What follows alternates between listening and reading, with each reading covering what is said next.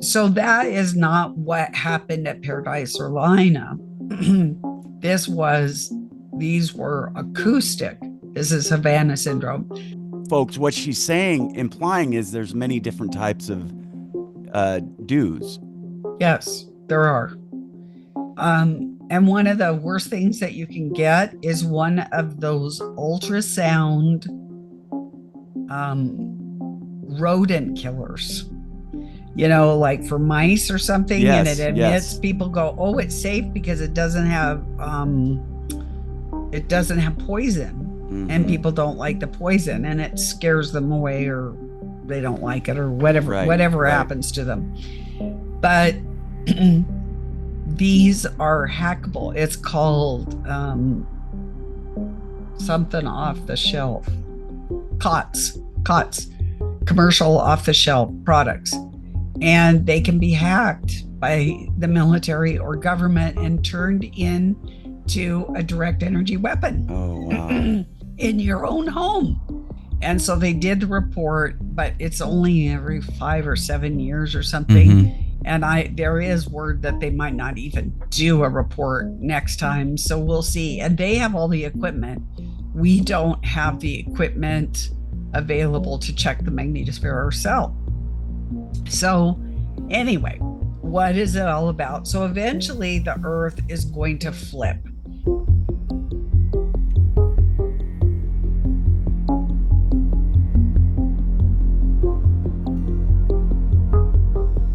All right. I am well pleased, very well pleased. So buckle up, truth seekers.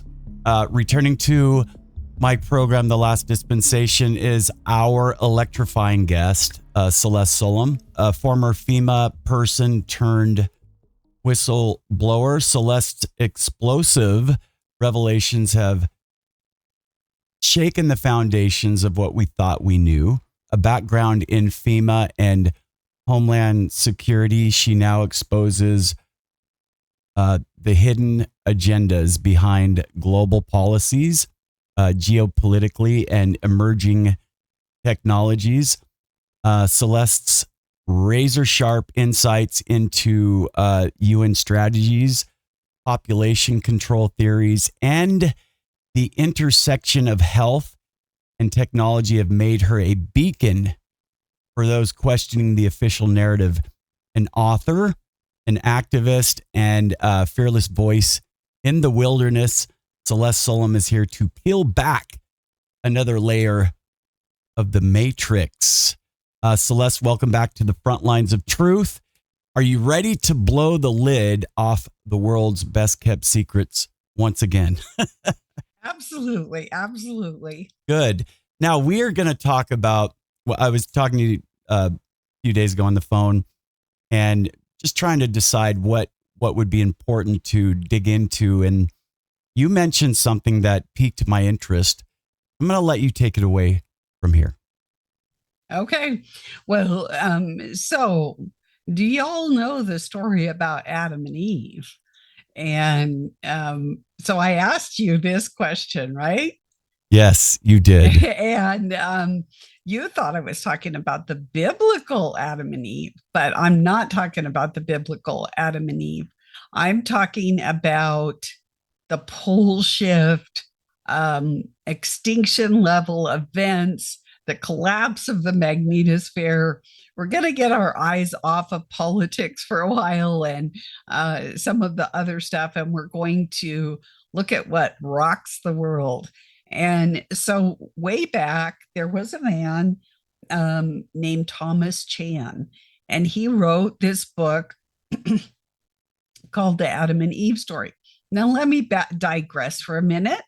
Now, back in the 50s, as maybe some of you know, maybe it depends your age, there was the age of civil defense, and the United States, along with other countries, would prepare their populations for the Cold War, the nuclear war, whatever you thought was going to be coming. And so governments around the world prepared their populations. But as we entered the 60s and then into the 70s, what we saw was we got less preparation and the government got more preparation and they got our preps. So they prep for themselves and they're going to leave us hanging out to dry, so to speak. So this is the backdrop of this story, the Adam and Eve story with Thomas Chan. So what ended up happening is he wrote this book. It's about 100 pages. Don't try and find the book. It's like 1,000 page, or it's $1,000 or probably Oh, more by wow. now, because it was a limited printing. Because what they did is the CIA did not want the people prepared, and so they classified the information. And then they paraded this man out, and it basically patted everybody, Charles Hapgood, and patted everybody on the head and said, "Nothing to see here, nothing to see here. Don't worry, be happy. You'll own nothing and be happy," kind of attitude. Right. And did not encourage preparedness, did not, of course, the truth of the Adam and Eve story was buried. So, what is this mysterious CIA classified um, document, or well, but it's a book? It's about the pole shift, and I know that the some of you know about the pole shift. There have been 5 extinction level events on planet Earth, and there's a bunch of different things that happen, including the diminishing of our magnetosphere, which our magnetosphere has been, that's the magnetosphere is what protects our planet from all that space dust, and maybe a little bit to some degree meteors and that type of thing.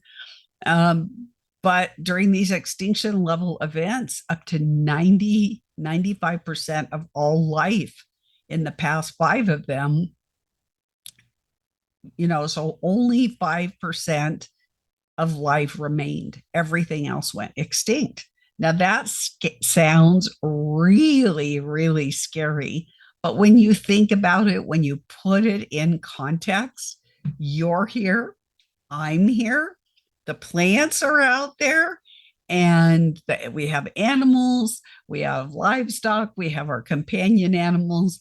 And so new life sprung up on this earth. Is an amazing planet, and God is amazing. And so there is life, and nothing goes totally dark, as they say. So we are in the middle. It started in 2020, the 6th extinction level event. So for 200 years, the magnetosphere, it's, you might have heard of magnetic wandering. Mm-hmm. And I'm going to ask you, have you ever used your GPS only to find that it was off a little bit? Yes. Okay, so oftentimes, like yesterday when I went to town, we were having an M-class flare. There were some couple places that I used my GPS because I didn't know exactly precisely where I was going, and it was off about 20 or 30 feet, and it was a little bit aggravating. That's what happens when it's wandering. Now we can also get magnetic jerks. So if you notice it's 40 feet or a half a mile, as a matter of fact, I don't know how many years ago now, sorry to say, but they do like a report, and adjust all, because aircraft need to know, because they fly by GPS, the military and other satellites and things, they all need accurate GPS. It's not just us. So the situation got so bad a few years ago that they had to do the report years earlier. And so they did the report, but it's only every 5 or 7 years or something. Mm-hmm. And there is word that they might not even do a report next time. So we'll see. And they have all the equipment. We don't have the equipment available to check the magnetosphere ourselves. So anyway, what is it all about? So eventually the earth is going to flip. And yes, it is going to flip not the North Pole and the South Pole, but the magnetic poles. So if you have a compass, it faces north, so it's going to be in a different location. And are those locations? So the location, very provocatively, given this season, is the Bermuda Triangle and the Devil's Triangle over there in Indonesia, Malaysia area. So that's where it'll eventually settle out, the magnetic poles. But why is it so dangerous, and why should you even care? So what's going to happen is when it flips the earth, there's going to be this giant wall of water that starts in the east over by China. Mm-hmm. And it's going to go across the Pacific. It's going to be about 1,000 feet tall. Nobody knows precisely. Maybe this time it'll be higher. Maybe it'll be a little bit lower. We don't know. It will crash into the coast. It will go take out Washington, Oregon, California. It's going to hit about Coeur d'Alene. And at that point, it will go airborne, and it will go over the leeward side of the Rocky Mountains. So people on the leeward side of the Rocky Mountains will not be utterly decimated by this tsunami that is going to come across the world. Then it's going to crash into the Midwest, take out the Midwest, take out the East Coast, and then it proceeds on to Europe. It goes all the way around the world. And you go, is there any evidence of this anywhere? And there is. That's why when you go to the Green River in, I think, California and Wyoming, and you look for dinosaur bones, they're all in a jumble. Mm-hmm. There's, one bone here, one bone there. And that's because of this giant tidal wave that happened. So that's going to really change things on this planet. And that's what this Adam and Eve story is about. It's about 100 pages. There is a prelude and a postlude.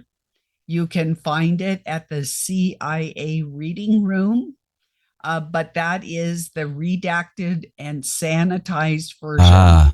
There are other people, if it's about 113 pages, if you do just a regular internet search for the Adam and Eve story by Thomas Chan, you will find the story with the prelude and the postlude. Now, I got to do a caveat here, because you do not want to read this book before bed, because even though it is a little tiny book, it is going to rock your world. And it's like watching a really scary movie before bed. You're just really not going to want to do it, because it's like, it's a little upsetting just because of the things that happen. So how do I, or why am I convinced that this isn't, we all know about certain agencies and how they can fictionize things or be storytellers.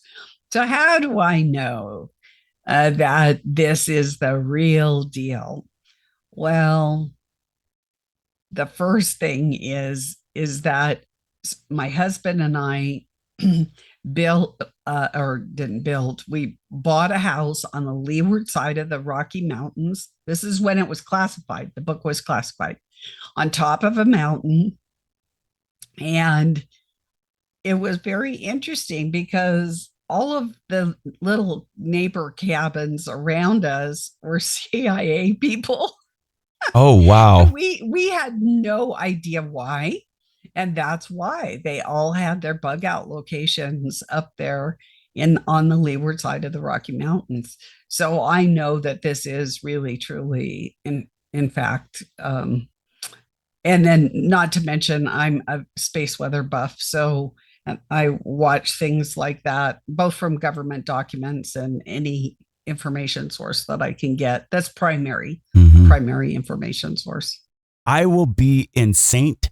George on the 23rd, and you are invited for free. This is a very informal event. Just come and hang out and talk. And that will be at 914 South 100 East Washington, Utah, 84780. And that will be from 2 to 4 at the Forward Motion Medical Building.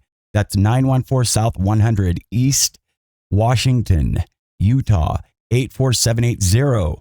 And interestingly enough, it'll be right after I visit the St. George Temple. I'm going to go do an endowment there. I've never been to the St. George Temple, so this will be the first time. We'll be going the morning of the 23rd, and that is a Wednesday at the Forward Motion Medical Building in Washington, Utah. That's 914 South 100 East Washington, Utah, 84780 from 2 to 4 p.m. The firm conference is coming up. So go. So I will be speaking Thursday. Yes. Speaking on the main stage on the first floor, 3:45 to 4:30. Eternal Echoes, the Ancient Esoteric Gospel. That's the Firm Foundation featuring the 34th International Book of Mormon Evidence Conference. I've never been there, but I hear it's fabulous. Faithfully exploring relevant Latter-day Saint topics of our time. Thursday, Friday, and Saturday from 9 a.m. to 9 p.m. October 24th, 25th, and 26th of this year, just in a few weeks. Where's it going to be? At the venue at the Ranches, 4118 North Clubhouse Lane, Eagle Mountain, Utah, 84005. Can I ask you a couple questions about that? Absolutely. Okay. So a lot of things are swirling through my head right now. Okay. I'm like, oh no, is this crazy stuff? No. And well, okay. First of all, when you lived in that side of the Rocky Mountains, was that when you worked for FEMA? No. Okay. It was actually after Fukushima. Okay. Fukushima, like 2011. Gotcha. Yeah. And well, it was 2008 to 2011. Somewhere around there. Okay. Yeah. So it was after. Now, when you read these things and you ponder, first of all, you barely probably skim the surface on all the information involved in this and all of the, the ins and outs on what to expect, what not to be afraid of, what to very much fear, and all of the science that backs it up. Are you having bug problems again? No, it's called, I didn't know my ear must be misshapen because this earpiece always falls out. So that was the last time it's like, okay. It's a head slap, actually, You're a bot. No, I'm playing. Okay. So, it's funny you mentioned the dinosaurs too, because I always thought maybe that's what really happened to the dinosaurs. That could have gone back to even the flood of Noah, if there were dinosaurs on the earth at the time as well during that time. You mentioned something about 5% of the population. When did that happen? When does the book say that happened? Each one of the extinction level events, mm-hmm. the all species across the board diminished 95%. Okay. There was only 5% left. But that even human beings? Well, we don't know if there were humanoids. Okay. Not created in the divine image, because you mean like pre-Adamites? Is that what you're talking about? Pre-Adamites. And some of my audience believe in pre-Adamites, some don't. I believe that Adam and Eve lived 6,000 years ago, but that doesn't mean that there wasn't pre-Adamites. That just means that Adam and Eve lived 6,000 years ago. Do you believe that? Do you believe in the? So can I kind of explain? Yes, absolutely. Okay. So, I had this question because there's all these megalithic structures and stuff before people and with advanced technology. And how did this even happen? So remember when Cain slew his brother? Yes. And he was cast out of the Garden of Eden, but he goes, but you can't send me out there because they're going to kill me. But so if everybody created in the divine image of God was in the Garden of Eden, then who were those people out Right. there that were going to kill him? And my take is that they were humanoids. They looked like you and I, but they were not created in the divine image of God. They probably were soulless. They probably did human functions just like you and I, but they didn't have the soul and the worship. That's interesting.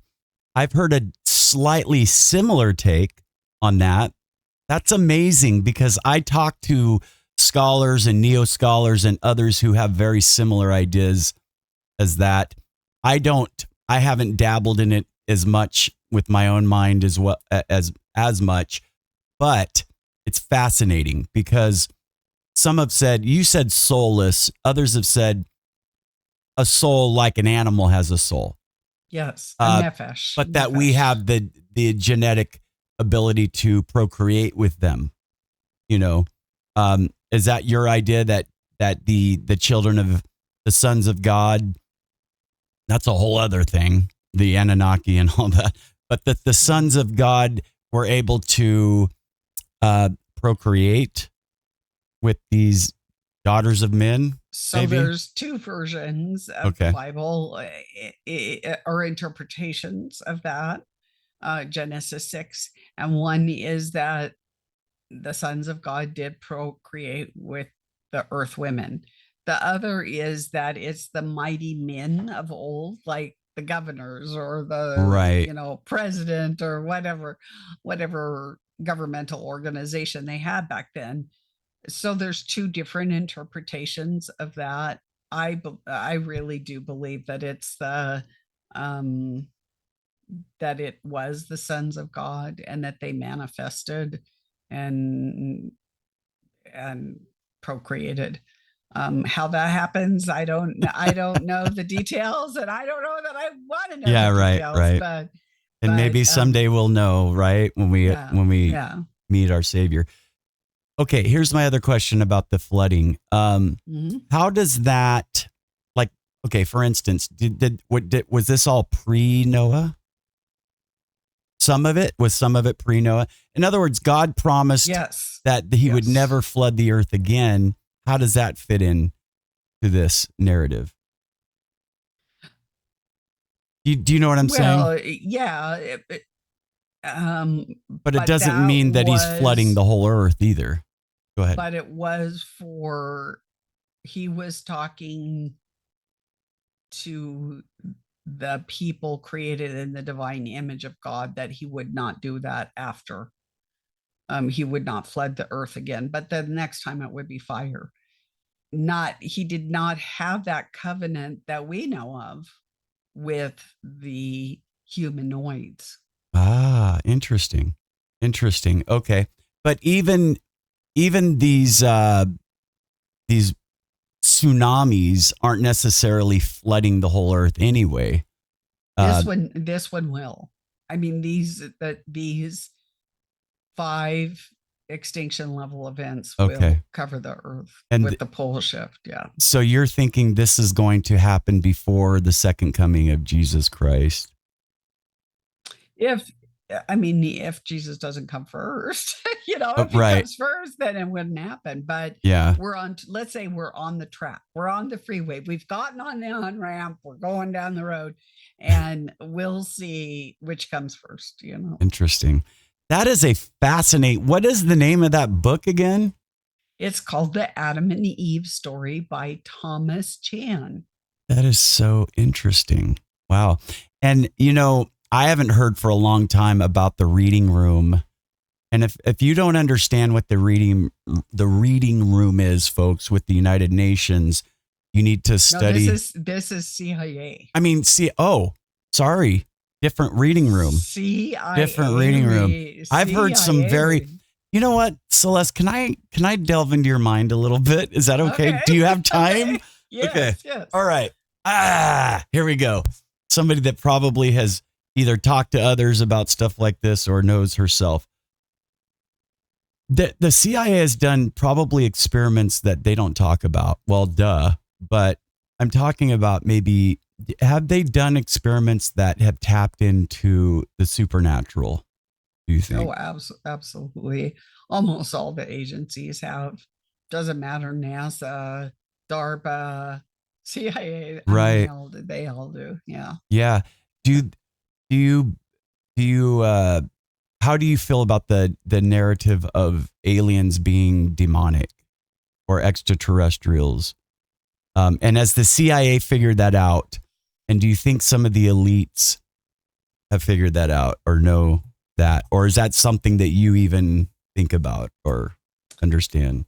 Well, there's the whole Masonic thing, which, they have that dark, and most of the people in government are Masonic. Mm-hmm. And so there is that demonic element. And so, and there's sacrifices and all sorts of stuff that goes on behind closed doors. And pacts, people want power or money, and they will make a pact with Satan to get a portal opened so that they can have that deal go through, or get that power. Oh man. That is part. And a lot of our politicians, and even, I can't say too much, but I'll say that even at the lower levels, you don't climb the ladder, even where I was, unless there's dirt on you. And it doesn't have to be real dirt, it can be fabricated dirt. But they want to be able to keep you in check, and that you will do what they say. So that's very common. Yeah. Very common. So if somebody's a politician and they're in a very high position, you need to know that they have dirt on them, and it may not be real. It might be totally a construct. Fabricated. Yep, Right. fabricated, just like you'd build a house. This is a fabricated story. Oh my goodness. So it's kind of like they give somebody a choice. Look, you walk away and just leave it alone, or face the consequences. We're going to come after you. That's interesting because you've heard of, and a lot of my audience are going to say, Troy, why are you delving into this fringy stuff? Half of my audience is into this and the other half are not. They want to hear about the good stuff, about the Savior and scriptural things and the last days, but not the negative things about the last days. And I'm like, truth is truth, right? We're not saying that we have a patent on all truth, right, Celeste? A lot of what we talk about is speculative in nature. Some of it is guessing. Some of it is wondering. But you've heard of Luciferianism. You've heard of Satanism. You've heard of, there's different types of things. I've had a guest on from Utah. A lot of my audience are Latter-day Saints, and you are a Christian, and we believe in Christ, and we call ourselves Christians, even though other Christians don't call us Christians. But we have a problem in Utah. A lot of it, people don't want to accept that there is satanic ritual abuse happening, and it does happen. Is that kind of what you were talking about? Yeah, I have heard that. I mean, not only in Utah, but in other places as well. Yeah, it's Yeah. bad.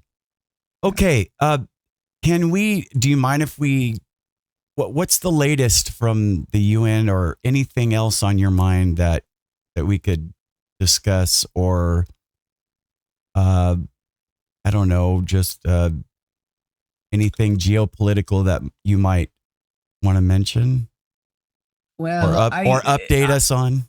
I will cater a bit to to the other audience. Okay. Part of the audience. So I haven't been, honestly, too much in the news because I grow my own food, and I'm an organic farmer, and I preserve it myself.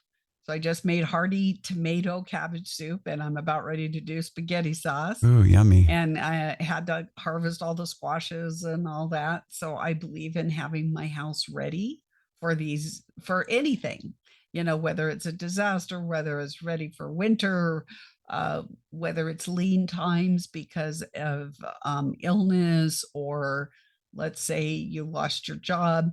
I believe in having your house ready. So that's kind of what I've been doing. And as I think about that, I've been dealing with fruit and vegetables, and they all have this wonderful aroma. And in these days where it is, everybody is on edge. Would you agree? Yes, I would agree. Okay.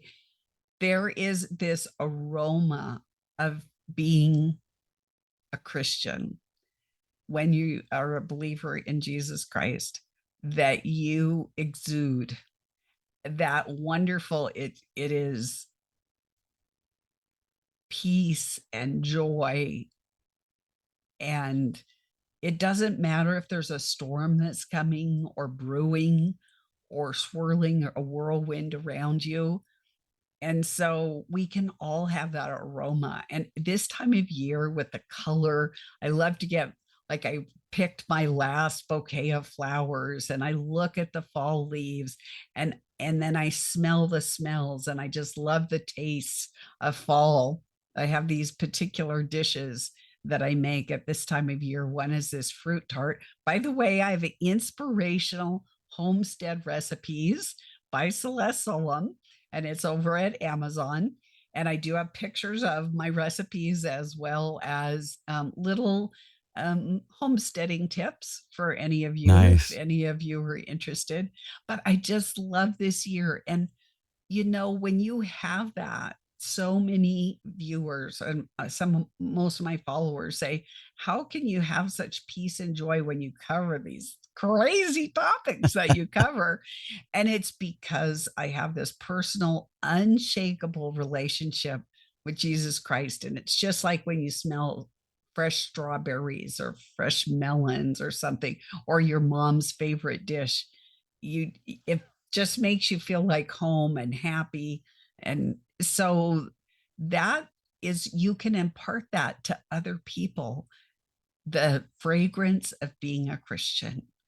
And so and in these times, I don't think that there is a better gift that anybody can give to another person than that peace and joy. And just all of a sudden, oh, I don't have to discuss the current events of the day.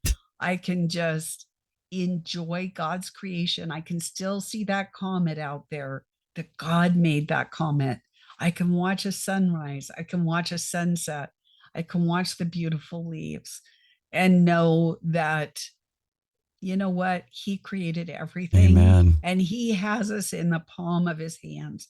So we don't always have to go to the news and be, sometimes people get so ensnared by the news. I kind of think of them like the Israelites. Yeah, I mean, in the Exodus, and they're laboring with the heavy stones Right. and everything, because they're just carrying around the weight of the heavy news. And you know what? The agencies, the news media, the governments of the world have you right where they want you. You're so busy carrying the weight of all this news that you can't enjoy that God is sitting on the throne right now, and he can answer your prayers. If you're suffering from health issues, he can heal you in an instant, or that you can bless somebody with that peace and joy and comfort.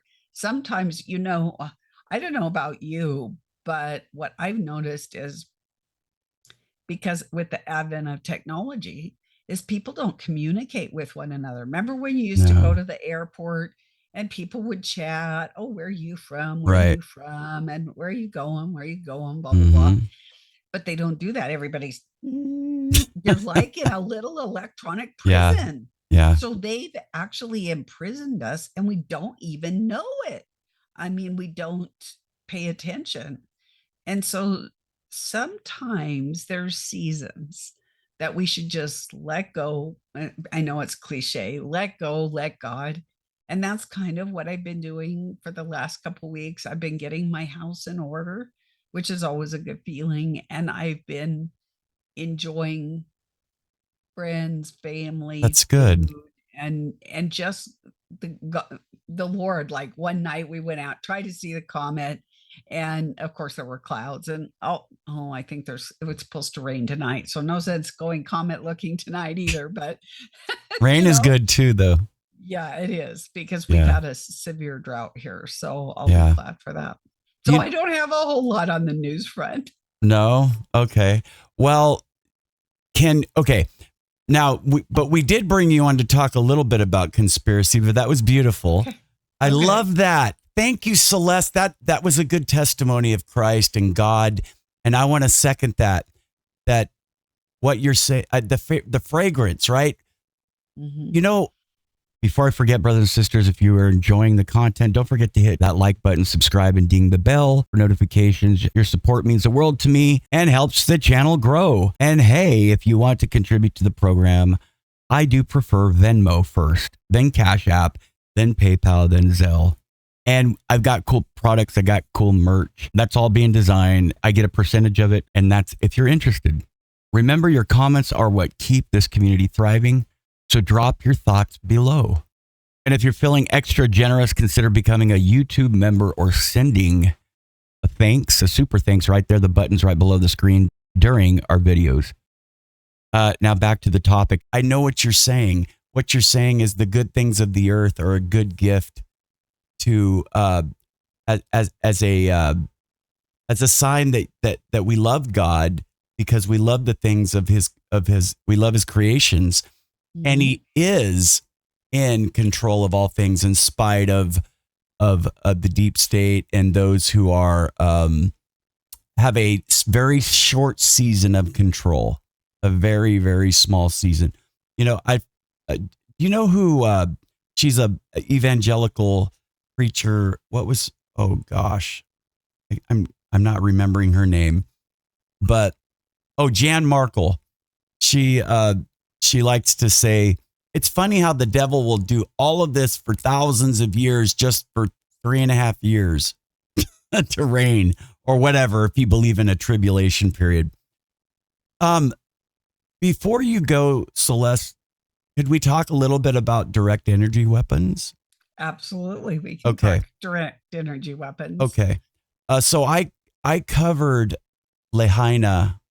Well, you know, I did my own a little bit of investigative reporting a year ago when that was going on, but that was the only really extensive diving into something as far as something amiss with fires. And how did you feel about that? And I don't know, whatever you want to talk about direct energy weapons and that technology, but go ahead. So not last year, I think it was the year before. Time flies. What year have we done? It was 2021. I don't know. I started the details on Havana syndrome came out. That was acoustic weapons, acoustic direct energy weapons. And there were these, for those not familiar, some diplomats in Havana, Cuba, that were targeted and heard voices and different symptoms, dizziness, some physiological stuff. And we didn't hear too much about it. That was 2016. And then what ended up happening is they took those people, the government and the military, to a university, and they developed diagnostic tests over the next few years. And they ended up, it's very quite interesting. And so there was a conference, and so I viewed the conference, and there were a number of speakers, maybe a panel of 10 speakers, each with their own specialty on the Havana syndrome. And at the beginning, when these diplomats said that they had trouble, it was put in the media that it was all in their heads, that they were a little bit Right. so. But at this meeting, they said yes. In fact, we have developed diagnostic tests, and we do know that they sustained quite severe damage, and that none of those diplomats were expected to be resume a normal life, which means they could not go back to work. They had a severe disability in different ways. One of the ways, acoustic, and this, I'm saying this for a reason, that acoustic goes, it can go into any orifice, but they particularly like the ears because it's near the brain. And so the frequencies go into your ears, and it goes, and it can damage what is called your oh, sub sub something apparatus. Sub, it'll come to me. It's in your ears. Yeah, it's in your ears, and it can damage, and then you have problems with your balance and things like that. And then it I want everybody to close your eyes for a minute.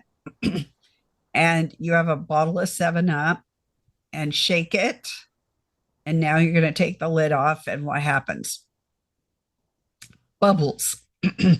So this is what frequency can do. It hits your ears, and it's as it hits the fluid in your ears, it that's called cavitation, and it creates the little bubbles just like 7 Up. And it has two ways into your brain. It has the spinal fluid, or it has the blood, either one. And it both of them, just a sec, I gotta take a sip here. Go ahead.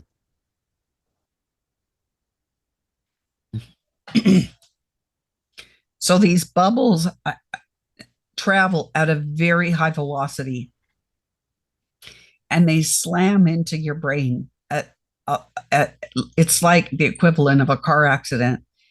It can cause necrotic tissue. It can actually cause your brain, parts of your brain, to die. It can cause a stroke. These bubbles can even seed Alzheimer's or dementia later on in life. It can also, now just think, I don't know, where are you located, Troy? California. Central California. Well, are you near the beach? I am about an hour and a half away from the West Coast, but I live by a naval air station, one of the biggest, Lemoore Naval Air Station. So the reason I'm asking is, so like if I went and I was having a cavitation event, you need to remember that word. It is super critical with direct energy weapons. If you start feeling dizzy or bleeding or different things, and you went to the hospital, and like I'm in North Dakota, they would not think I had the bends, because the bends is for deep sea divers that come up too fast. Right. But those little bubbles can cause the bends. Oh, wow. And if you think that you've been hit by direct energy weapons and you have to go to the hospital, God forbid, then you need to not, I would not say I was hit by direct energy weapons, because they're going to think you're a loon. Right. But I would say something of, I would try and get it, verbalize it a different way, that just check me for the bends. Maybe say you were diving or something. Right. So that's high pressure, right? That would be like if you were going deep down under the water. Well, it's when you come up. So when you're coming down, up too fast. You're coming up too fast. Gotcha. So it does the damage. I know what you're talking about. Okay. So that is not what happened at Paradise or Lina. These were acoustic. This is Havana syndrome. Folks, what she's saying, implying, is there's many different types of dues. Yes, there are. And one of the worst things that you can get is one of those ultrasound um, rodent killers, like for mice or something. And it Yes, emits, yes. people go, oh, it's safe because it doesn't have poison, and Mm-hmm. people don't like the poison, and it scares them away, or they don't like it, or whatever Right, whatever right. happens to them. But these are hackable. It's called something off the shelf, cots, commercial off the shelf products, and they can be hacked by the military or government and turned into a direct energy weapon Oh, wow. in your own home. And so I would say I wouldn't get one if I were you. So so I spent a year doing study on acoustic direct energy weapons. It's shepherdsheart.life, my news blog. And if you look direct energy weapons, you can either do Havana syndrome, um, acoustic direct energy weapons. And I also did webinars on it. There's also what happened after that. They decided to advance the program to optical. Now, the Paradise Fires. What did the Paradise Fires and Lahaina have in common? Well, they had a direct energy weapon from the International Space Station to one of the satellites, and then it went down to the Earth.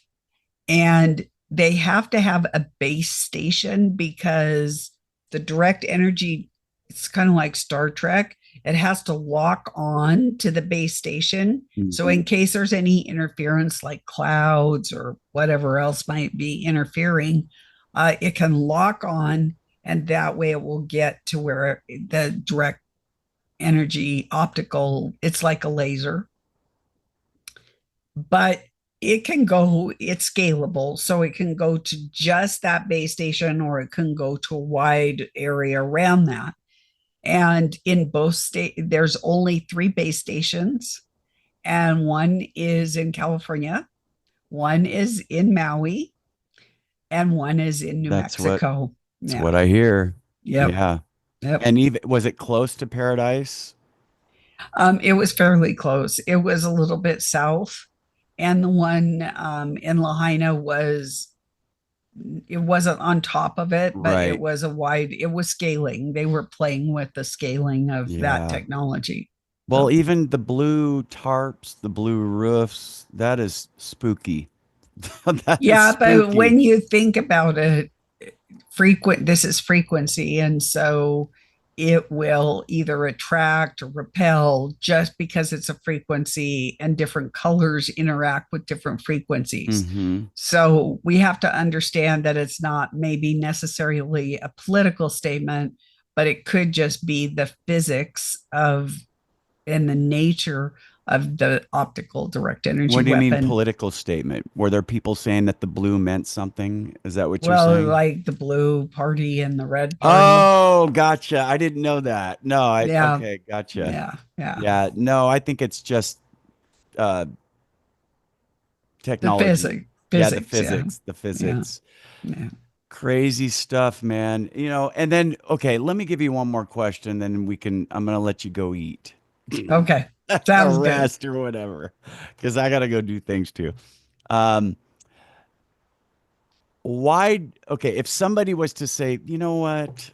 The government doesn't have time to do things to people like that. Look, we know that yes, direct energy weapons are real. We see that. We know the government, the military has stuff like that. They've promised not to use them in war. Why would they do that to poor innocent people? Who's behind it? It's not everybody in the government, folks. Anyway, go ahead. What do you say to that if they said that to you? Well, the operational go was given to hit every man, woman, and child with direct energy weapons because the time for depopulation is upon us. And if a disaster doesn't take you out, it is much cheaper. This is the NASA Strategic Warfare 2025 document. Look it up, everyone, but it changes. So make a copy, but realize that it does change. Um, it's warfare on the cheap. And it's much cheaper to hit you with a direct energy weapon than it is to, fire a bullet Give you welfare. or give you welfare or have Right. the tanks come in the street or whatever. So it's warfare on the cheap. And there's a whole list of things in that NASA Strategic Warfare 2025 document, from bugs to devices to direct Yeah. energy weapons. So Maybe part of Agenda 2030. which is Well, bumped up to 2025. oh, So wow. yeah, 2035? Oh, they 2025. bumped it down. Okay. Yeah. Okay. Yeah. So, and sustainable develop, or what did they call them? Satellite cities, Yeah. which is weird. Smart I cities. got so deep. I found out that Chief Palatier, that was in Lahaina, was also at the stadium in Vegas. He was the chief of police during that too, Celeste. You know what I'm talking about, right? Mm. And then they transferred him to Lahaina. Also, an investigative reporter named oh goodness gracious. Mm. And I gotta have notes. Uh, I have to have notes. Is that my age? I think it's my grandma was forgetting everything before she passed. So I You're better. too young to pass. I'm 53. Uh, You're just a young okay. Oh, thank you whippersnapper. so much. Thank you for saying that.